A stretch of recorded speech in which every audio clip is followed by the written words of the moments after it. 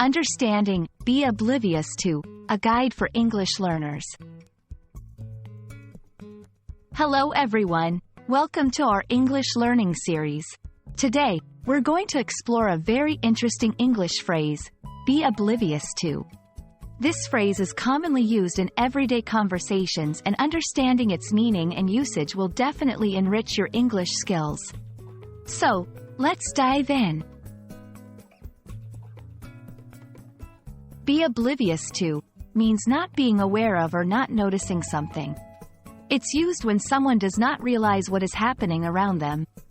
This phrase often implies that the person should be aware of the thing they are oblivious to, but for some reason, they are not. Let's look at some examples to understand this better. 1. He was oblivious to the danger that lay ahead. This means he wasn't aware of the upcoming danger. 2. She was oblivious to the fact that she had made a mistake.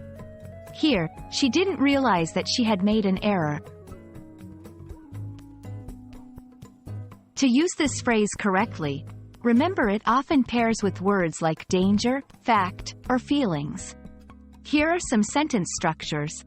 Subject was oblivious to the situation, feeling, fact.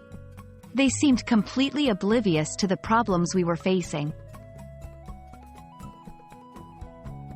Understanding synonyms can help expand your vocabulary. Some synonyms include unaware, ignorant, unconscious, inattentive. 1. Do not confuse oblivious with obvious. They have opposite meanings. 2. Avoid using this phrase in a positive context. It generally has a negative or neutral connotation. Be oblivious to is a phrase that can add depth to your English communication. Remember, it's about not being aware of something that usually one should be aware of. Keep practicing, and soon you'll use it like a native speaker. Thanks for watching, and I hope this video has been helpful in your English learning journey.